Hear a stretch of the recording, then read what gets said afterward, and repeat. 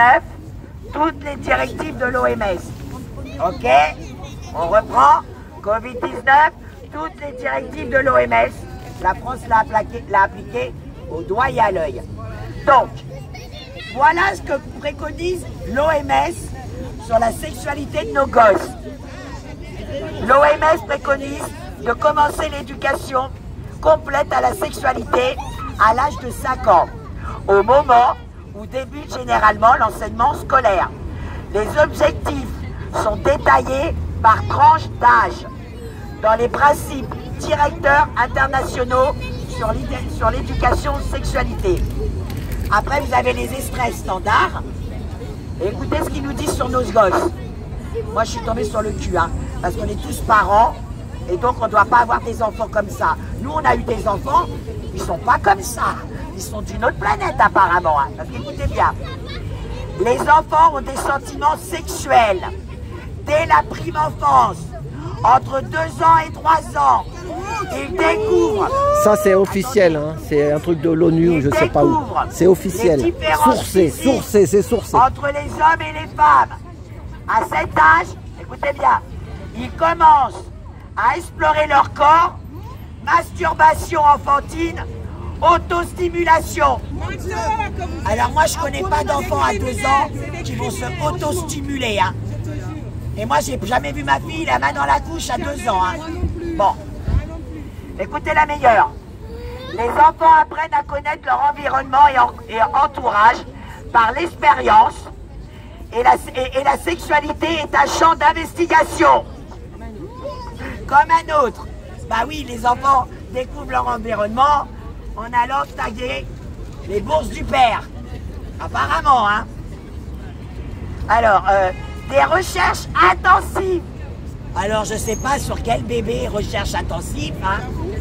Des recherches extensives fondées sur l'observation ont identifié un comportement sexuel commun des enfants et établi que celui-ci était tout à fait normal en explorant leurs sentiments et leurs désirs sexuels et en posant des questions, les enfants en apprennent plus sur la sexualité.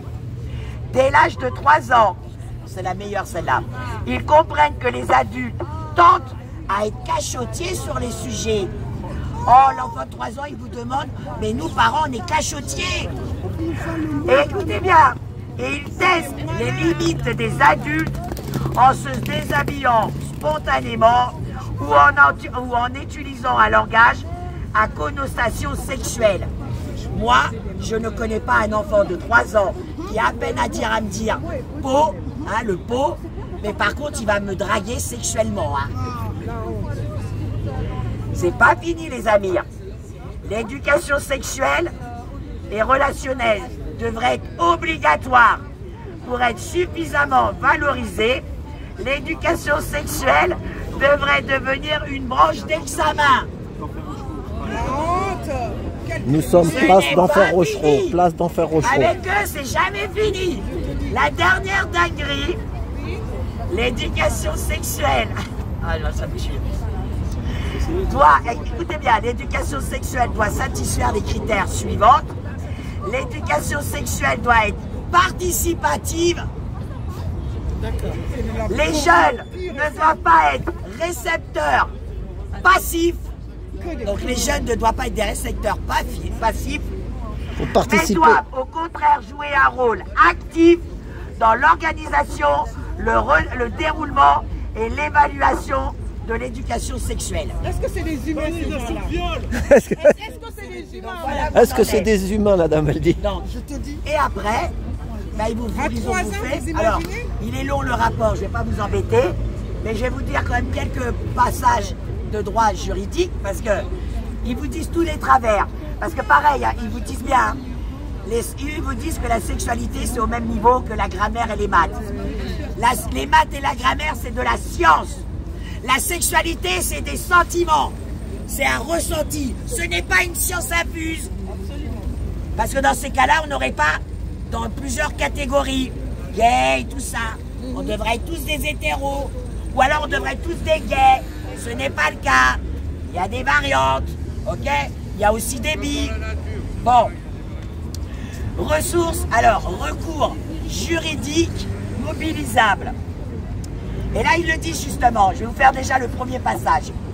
La vie affective, relationnelle et sexuelle fait partie de la vie privée et familiale, garantie par l'article 8 de la Convention européenne des droits de l'homme, l'article 12 de la Déclaration universelle des droits de l'homme, l'article 2 de la Déclaration des droits de l'homme et du citoyen, l'article 16 de la Convention internationale des droits de l'enfant, ratifié par la France, et par l'article 9 du Code civil. Chacun a droit au respect de sa vie privée. Parce que la réalité, elle est là. Hein. Oui. La sexualité, c'est de la vie privée. C'est de la sphère. Et quand on vous dit, oui, mais quand même, tu es contre qu'on apprenne à un enfant à dire non. Moi, du moment que tu me dis ça, c'est que dans ta tête de pervers, tu conçois que l'enfant peut dire oui. Oui. Si on me dit consentement et non-consentement, du moment que tu me mets consentement, sexualité, enfant, c'est que déjà à la base, tu conçois qu'un enfant peut coucher avec un adulte. Exactement. D'accord? Mais maintenant, s'il te dit non, c'est non. Mais alors, s'il dit oui, un enfant de 10 ans, s'il te dit oui, l'adulte de 40 pourra le serrer. Apparemment. Parce que c'est ça, hein. Ça me fait sourire. On veut apprendre à nos gosses le consentement et le non-consentement. Mais à nous, on ne nous dira pas quand il y aura les cours, parce qu'à nous, ils ne nous donnent pas le droit du consentement. Qu'on m'explique là. Moi, adulte, je n'ai pas le droit à mon consentement, mais on va apprendre à nos gosses le consentement. Donc, alors, la Cour européenne des droits de l'homme a estimé que pour respecter la vie privée, l'enseignement, écoutez réellement l'enseignement qui devait être donné, qu'on a tous eu, hein, parce que pareil, hein, on me dit, mais Nadia, la société, elle a quand même évolué. Non, pas tant que ça. Toujours les mêmes dépravés. Mais pire, ouais, mais quand même, pour les enfants, ils doivent se protéger. Bah merde, on a tous été en danger. 59 ans, j'ai pas eu des cours d'éducation sexuelle, hein, et pourtant, je me suis pas fait serrer, et je sais dire non, hein. D'accord? Bah, on doit avoir tous des problèmes, là. On s'est tous fait violer, mes gars, les filles, hein, parce qu'on n'a pas eu ces cours-là, nous. Donc, il y a un problème.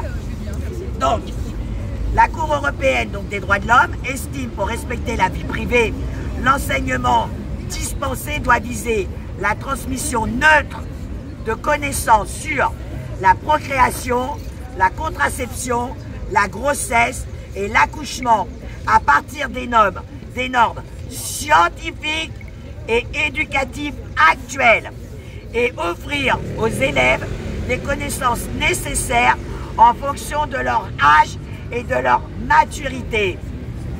23 septembre 2011. Et alors, je vais vous donner quelques articles de loi quand même que vous comprenez bien. Certaines informations concernant la sexualité, quand bien même elles seraient objectives et scientifiques, ne peuvent être données dans le cadre scolaire sans porter atteinte au respect de la vie privée. Ainsi, les informations détaillées sur les moyens techniques d'atteindre le plaisir sexuel et l'orgasme ou les différentes pratiques sexuelles ne ressortent pas de la mission éducative de l'école, mais sont du domaine de la vie privée. Pourtant, elles font partie des fiches techniques d'Eduscol. Parce qu'en vérité, c'est les fiches techniques d'Eduscol. Voilà, thématique d'Eduscol. L'âge collège, alors attends, mais sont du domaine de la vie privée. Pourtant, elles font partie des fiches, voilà. De l'âge collège est également contestable au regard du respect de la vie privée, la remise de préservatifs pendant le séjour du CNU. Alors là, il nous explique que voilà, à l'école, il y a comme des colonies de vacances, mais là, c'est avec les écoles avec escadre scolaire. C'est avec les classes, donc les trucs de... Vous savez, les 3 jours extrascolaires avec l'école, les trucs comme ça, d'accord? Voilà, les classes découvertes. Eh bien, ils se sont aperçus, écoutez bien. Donc dans les séjours, ça s'appelle les séjours SUNU, à tous les mineurs participants, hein, âgés de 15 à 17 ans, a été remis des préservatifs dans leur sac. On a remis aux gamins qui partaient Alors oui, il y en a qui vont te dire, mais Nadia, encore heureux, hein, ça les protège. Donc, pour protéger l'incendiaire, tu vas lui donner des allumettes pour lui apprendre à utiliser les allumettes. Voilà la logique. Hein. Donc voilà, donc les gamins, on leur donne des préservatifs. Et ben, vous savez comment ça se passe avec les gamins. Hein, et ben, voilà. Alors, absence de respect de l'intimité de l'élève. Parce qu'en réalité, c'est ça qu'on va aborder. C'est l'intimité. Chacun a le droit à son intimité. D'accord? La vie privée. Ah, voilà, c'est bon? Non, c'est bon, c'est bon. C'est mieux ça, Nadia. C'est mieux? Ah, voilà. C'est mieux? Ouais, c'est un peu mieux. Pas vraiment. Ouais, c'est un peu mieux. Alors, la vie privée et l'intimité de l'élève ne sont pas respectées lorsqu'on leur propose, voire que leur impose en groupe des gestes de nature sexuelle comme enfiler un préservatif sur une reproduction de phallus en érection ou d'assister à des projections de contenu sexuel ou de lire des textes sexualisés. Tout enseignement sur la sexualité est potentiellement performatif. La vue d'une image, l'énoncé d'un propos, la pose d'un geste peuvent entraîner chez tel ou tel récepteur une excitation ou une jouissance sexuelle ou à contrario un malaise intense. La vie relationnelle, affective et sexuelle faisant partie de la vie privée et de l'intimité de chaque élève, elle ne peut donner lieu à restitution, évaluation et notation. La vie intime ne peut donner lieu à de bonnes ou de mauvaises réponses. Voilà. Ensuite, alors, voilà les articles de loi. C'est des articles de loi. Cette primauté du rôle éducatif des parents est inscrite dans plusieurs textes internationaux ou à valeur constitutionnelle. L'article 26.3 de la Déclaration universelle des droits de l'homme. L'article 2, protocole additionnel de la Convention de la sauvegarde des droits de l'homme et des libertés fondamentales. L'article 14-3. En vérité, on va faire court, parce que ça va durer 2 heures. Si vous préférez, tous ces articles de loi vous permettent de les contrer dans l'établissement. Parce que ce n'est pas l'État qu'il faut attaquer, c'est l'établissement, c'est le directeur. Il faut lui mettre ça dans la gueule, parce que c'est du détournement de mineurs. D'accord? Et donc, vous avez les articles de loi, et vous avez en dernière page les condamnations. Ça va jusqu'à 7 ans de prison. Hein. 7 ans de prison. D'accord? Et ça, il faut leur mettre dans la face. Tous les parents devront écrire un courrier, aller au directeur et leur mettre ça. Comme ça, les directeurs ne pourront pas dire « je ne savais pas ». Et pour que vous compreniez bien qu'eux aussi, ils ont intérêt de bouger leur cul, dans la mesure que vous avez vu la dernière dinguerie, et c'est bien fait pour les collabos, est-ce que vous avez vu la dernière dinguerie que l'État vient de vous pondre? Sur le Covid-19, les effets secondaires vont être imputés aux médecins.